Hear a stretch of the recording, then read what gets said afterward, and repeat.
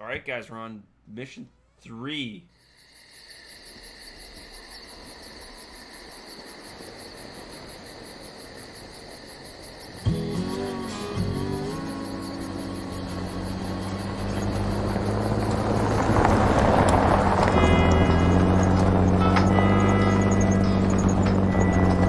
Hey, Sarge, why we always gotta listen to this shit for anyway? Cause I'm in charge, that's why. Oh, it don't seem like no good kind of reason to me. Awesome. Hey, what's that? Hold on a second. Steamroller!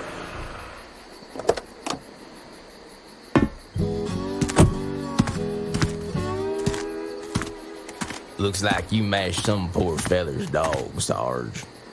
It's a Zerglin, Lester. Smaller type of Zerg. They even be out this far unless... Oh, shit.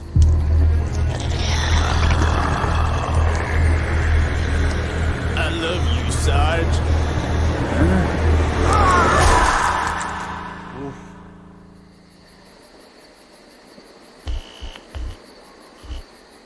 Mood whiplash for sure. It's like, oh, StarCraft's dark. And then we're met with this. Receiving incoming transmission. Comlink established. I got your message, Magistrate. And frankly, I don't care what you have to say about Confederate regulations. You damn fringe world yokels are all alike. Don't know where your loyalties lie. Y'all have a real good day now, you hear? Transmission ended. The report you requested is ready. 16 outland stations have reported sightings of the alien invaders identified as Zerg.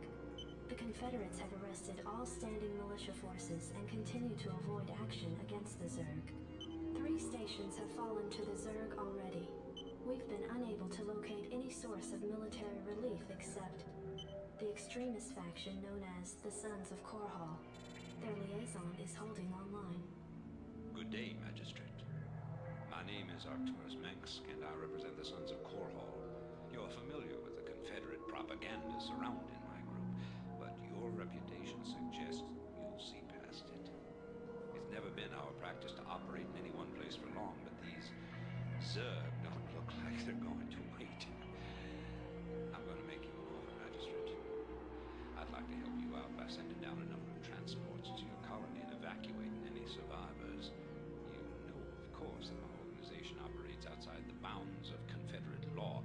That's why they spread their lies and misinformation. If you decide to accept our help, you'll be branded as an outlaw too. But it's a chance to save those people. Time to make a stand, Magistrate. Ending transmission. Priority alert. Evacuation zone under attack by Zerg forces. Distress beacon activated at 12:20. Alright, I don't know if anyone else paid attention to this, but like it seemed like there was a little M in Manx's hair. Which, and I'm like, Hey, this thing's on fire. You ought to send an SCV out here to repair it. You can fix my backup too while he's at it. alright. Alright, so this is a defense mission. And, I mean, considering how it's also the 3rd mission in the game, we should have no problem going through it. So, really, the challenge here is not to... Oh, absolutely. The challenge is going to be how can we be entertaining for 30 minutes. Because we can wipe out the Zerg in, like, 15-ish? Something on your mind? Alright, well, here's how we're gonna start. Base is under attack. I don't like vultures that much, so I'm actually just gonna go ahead and get these guys killed. We're not even gonna repair them, they're not worth the minerals, just because... Listen, some people say, hey, vultures are the best unit in the game.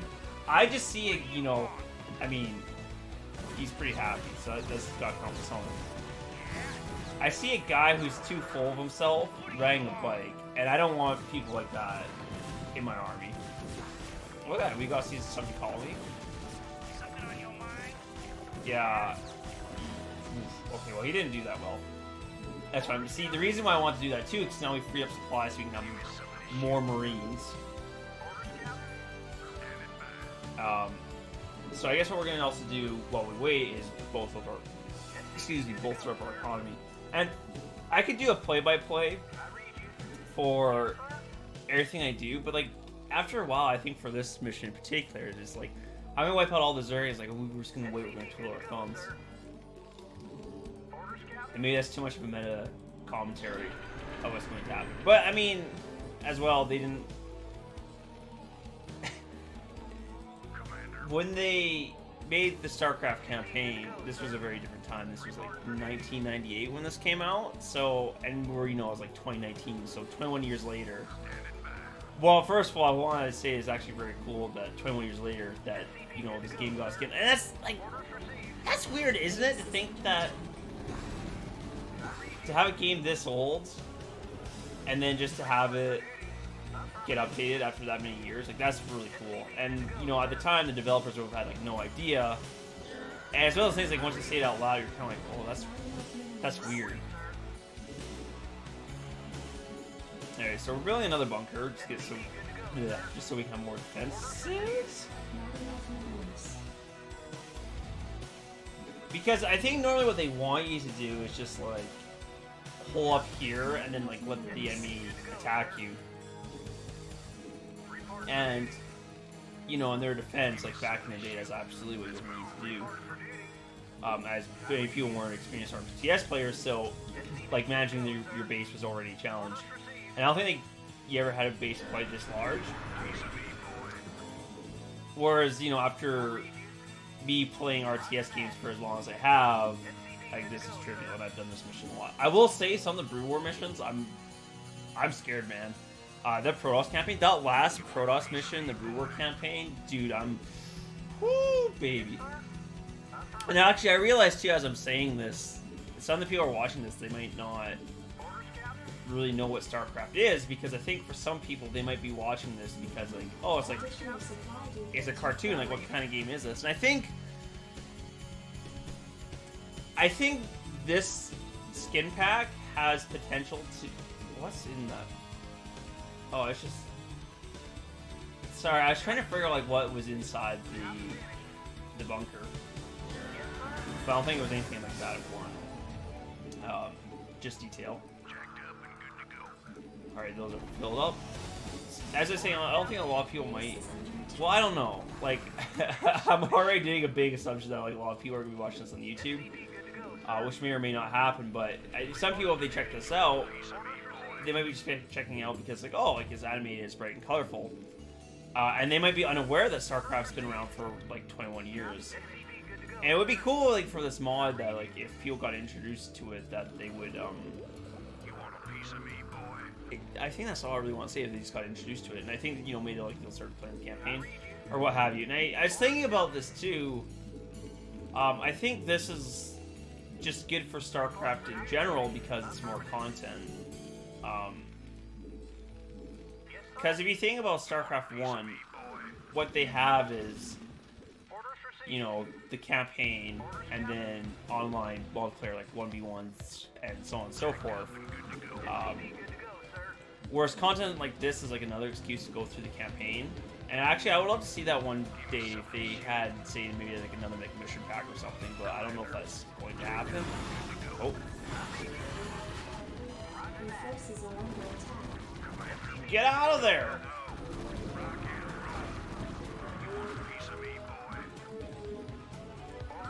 And we should get weapon attack. Alright, so I think we're having a pretty healthy economy going on here, which is very nice. And I think that would be one thing to help StarCraft 1 is just like more content. Like I think any incentive, like I was thinking about this the other day, and I don't think the problem, not necessarily a problem, but like some people say, well, StarCraft is too hard and too competitive. And I think this is definitely a very competitive game. For those of you who are watching this for the campaign, there's a whole esports side of things where people play against other people, for prize money and things like that. There's a whole scene out there, and it's huge, especially in Korea. So, and then I guess, bleh. Sorry, I was trying to, I organized my thoughts, and then playing an RTS game, sometimes it's a little bit difficult, and I mind flood myself. We haven't even moved out and attack yet. I said we were gonna have this cleaned up in like 15 minutes. Not a chance. I've been slow. I want another bunker, actually. I'm having too much fun just like sitting around here and not doing anything.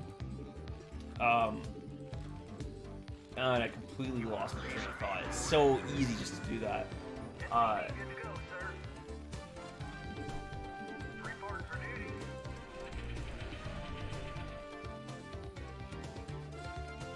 Right, okay, so I was gonna say that some people might say that, oh, this game's too hard and competitive. But I don't think that's necessarily an issue, because that means it occupies a niche, and I think there'll always be people who are interested in that. Like, an intense competitive 1v1 RTS isn't going to appeal to everyone, but it's definitely going to appeal to some people. But I think that being said, the lifeblood of this game is going to be its ability to draw in new people, and I think one way to draw in new people is to continually release content for said property, right? So what I mean by that is we might have, you know, this game and it has a campaign, it has online multiplayer, and that's good and all, but I think because this was released, then more people might be checking this out because they want to say, like, oh, what's up with this skin pack? So this is content. And I think likewise, where I was trying to go with, oh, that's funny. I didn't realize it was like kind of like a buff marine icon. You're so close to death, I'm going to send you to your death. You know, so this is content. Or if they did like another mission pack, I think more people might go check it out. Or if they like release like a co-op mode or something like that. But that's so much easier said than done, because it's so easy as a consumer just to be like, it would be nice if this existed or if we had this.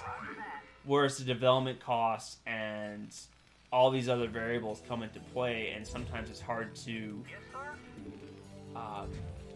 like, we just can't know what's going on behind the scenes. Like, maybe Blizzard's thought about, like, I don't know the decision making that led Blizzard to release the skin pack, and I think and I can speculate, I think part of why they did this is, well, actually, I don't really know. I'd assume because StarCraft's still pretty big in Korea, like, they're still playing after all these years. Anyways, this is enough Marines. We're gonna go do a nice little attack. A little 15 Mariners. So I think they say, okay, we think this is something that we can release that maybe, like, people can consume this content because they play a lot of 1v1s or they play the campaign. So, and I think they obviously see money in this, because I don't think they would have done it because, like, oh, this is cool, but I think they did because it's profitable. And I think, as far as I can tell, it has been pretty profitable, because a lot of people have looked at this and said, hey, this is neat. Well, I mean, here I am, like, I bought it and I'm playing this again. Like, they got me to play the StarCraft 1 campaign again just because they released a new skin pack. And a lot of work went into this as well, which is pretty neat. And so, and I think if, like, yes, the Marines do explode, that's funny. If they do decide to do more content in the future, or I wonder if this will encourage them to do so. Because if this does well, then they might say, oh, there's still people interested in, like, StarCraft content. And that's why I wonder if they would consider doing, like, say, more mission packs. Well, probably not. Because I don't think it'd be as profitable. Like, it's hard to say, right? And sometimes you don't know how something's going to do until, like, you release it. And I experience that a lot for YouTube videos. I often don't know how well things will do until I go ahead and do them. Because I've had videos which I think, oh, like, this should do well, and then it doesn't perform well. Or I've had videos where, like, I'll throw it up there, and, like, I just I'm gonna hide you guys over here. You know, make a control group 4. Your forces are under attack.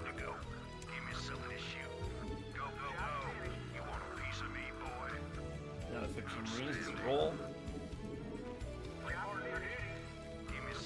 So I guess like for me, it's gonna be very interesting to see what the future holds for StarCraft, because like it's still weird and interesting to me that after all this time they've just like released more content for it.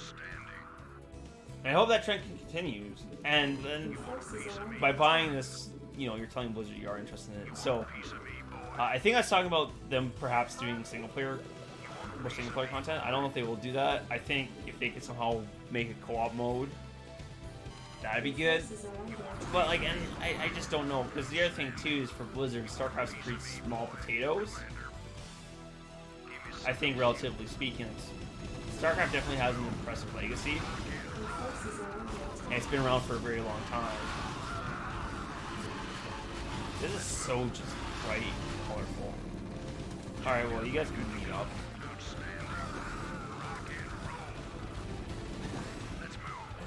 I am overjoyed by those Zerglings. And I lost my train of thought again, and I think if I start talking again, I'm just gonna repeat myself. So I'll leave it be for now. Yeah, we're having no problems filling this up.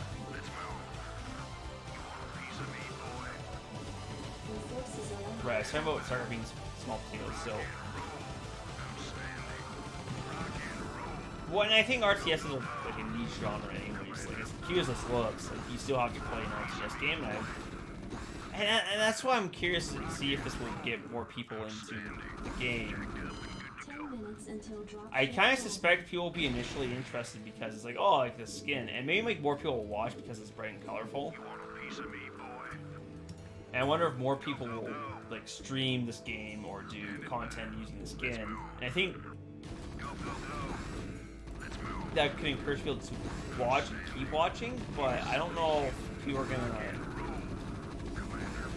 Oh, maybe, who knows? Our style is quite good.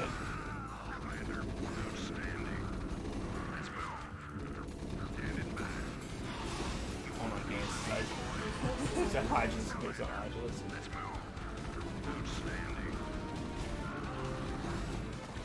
Oh, what are you guys doing? Oh, no. Run away!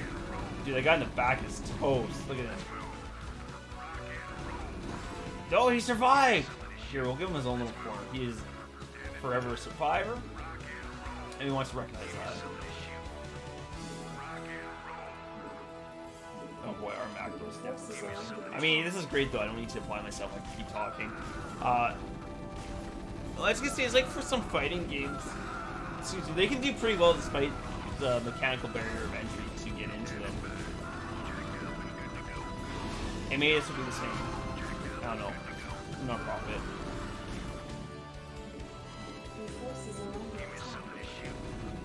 So in the meantime, what we're going to do is we're going to clear out this space, and I think that's mostly it. I don't think there's much over there. We have so much gas, we didn't even do anything. See, like, vultures I'm just not a fan of.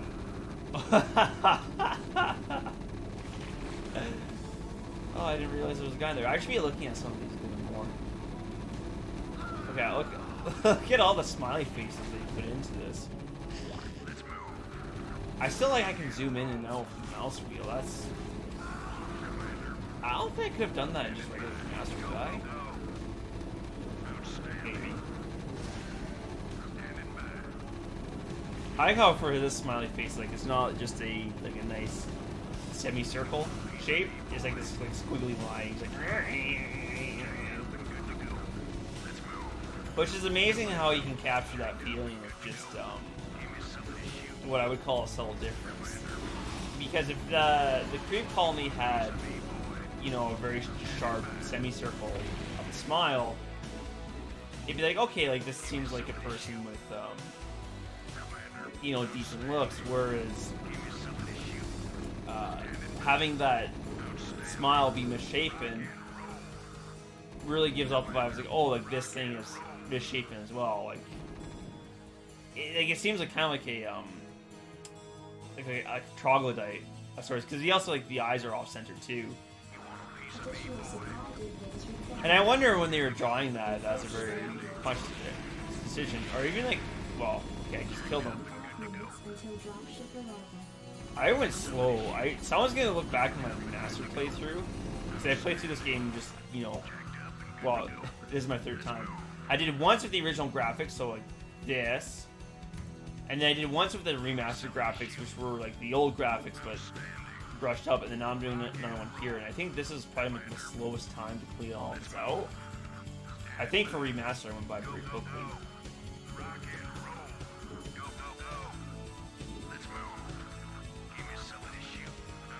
Alright, well, there's a down plane there.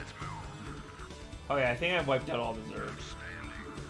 So now we have like 4 minutes to talk. I'm actually gonna just take a swig of water right now. As you can see, the coaster came with me. Oh my goodness, what's happening? It's dripping! And normally I'd start building a command center or something, but there's not really much else to do because we've just wiped out the map. No Zerg. And I think what happens is at the 2-minute mark, they just throw everything at you. So now is like just a great time to just like fill space, you know? So, excuse me, how you guys doing? It's a nice Saturday afternoon for me. I'm in desperate need to record more StarCraft content because I have a video going up today, but then I have nothing else. So hopefully I'll post this up on, or the first video of this on Sunday, and this will be coming out on Tuesday, but I do need to record more, which I see. Okay, here's the thing, because for me, I'm always so fascinated when like YouTubers or Twitch personalities talk about what goes on behind the scenes. And I think for me, like, it's interesting because that's what I do. Like, it's like I'm doing this right now. So when they talk about it, I'm like, oh, this is very fascinating. But they usually apologize for talking about it, as they don't think it's interesting to some people. And I think, and I wonder if that's the case, because I think for most of the audience, they don't do this, like the YouTube, Twitch, or what have you. Maybe I'm wrong. I think for the most part, though, not many people do this. So because they don't do it, it doesn't strike a chord with them, and then as such they might not be interested. Though that being said, maybe it's still interesting to people, as they don't know 1 minute until dropship arrival. what goes on behind the scenes. And I guess, like, to use an analogy, like, those nature documentaries are very fascinating to me. Yeah, I want to get rid of all the shroud. Beautiful. Alright, he's gonna get that. We have the whole map explored.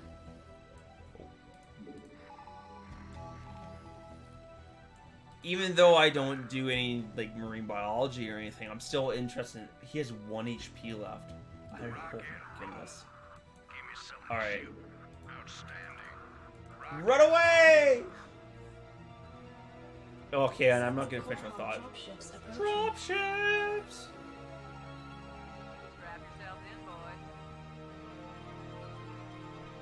Great, I think we did it. We're victorious! Yay! I think basically my APM was 59. It's pretty slow. That's not great. I think basically my point was saying that people can still find things interesting even though they don't necessarily partake in them themselves. That's all I really want to say. So, anyways, guys, thanks so much for watching, and we'll see you next time. Till then, goodbye.